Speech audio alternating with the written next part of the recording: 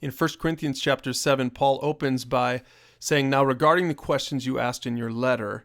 And so apparently the Corinthian church had written to Paul asking him some questions. And now by the time we get to chapter 7, he's going to address some of their specific questions. So he's already addressed maybe what was on his heart. He addressed the divisions in the church, and he addressed just this general theme of sexual immorality and living in a way that's dishonoring to God.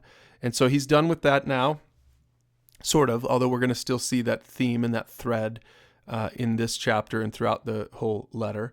But he says, so here's what I'm going to say to the questions that you asked. Yes, it is good to abstain from sexual relations. So they must have asked that.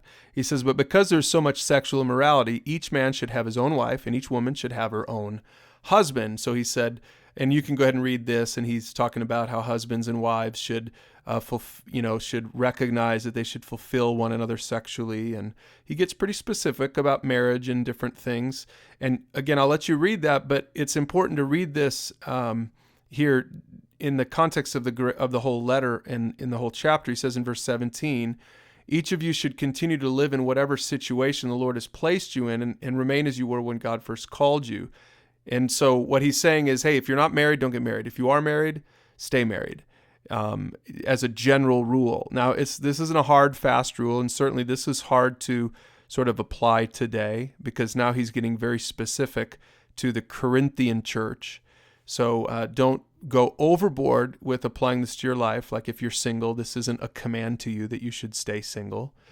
Certainly, if you're married, this goes along with everything else in the Bible that says God hates divorce. But I think the context for this letter we see in verse 29. He says, let me say this, my dear brothers and sisters, the time that remains is very short, so from now on, those with wives should not focus only on their marriage. So I think that what was on his heart and mind in this chapter was he just really had a sense that the time was short, and there was a lot of urgency in his heart and mind about sharing the gospel.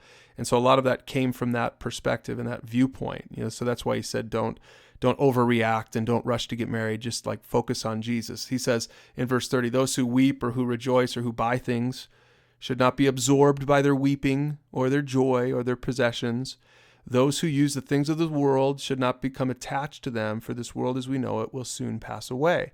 And so he's trying to give the Corinthian church a more eternal perspective rather than sort of a temporal perspective.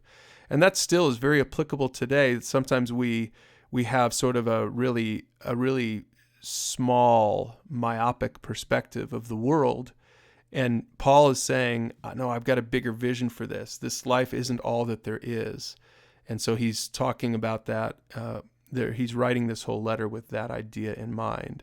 He says at the bottom, and this is kind of practical, he says in verse 39, a wife is bound to her husband as long as he lives. But if her husband dies, she's free to marry anyone she wishes, but only if he loves the Lord. So there's a great general principle, fairly specific, but this is certainly a biblical principle right here, that marriage is what we say in our wedding vows.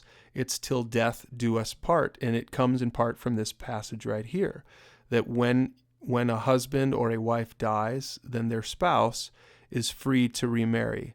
They don't have to, but Paul says they're free to remarry. That original covenant, that marital covenant, is an earthly covenant, and it doesn't go beyond that. So you are free to remarry. Might sound a little specific, but we see that there's a lot of those specific truths that we see scattered throughout the Bible, and we see this one right here in 1 Corinthians chapter 7. So it's kind of a long chapter, a little bit interesting, and maybe even a little confusing for some people today. So work your way through it, and we'll see you tomorrow for chapter 8.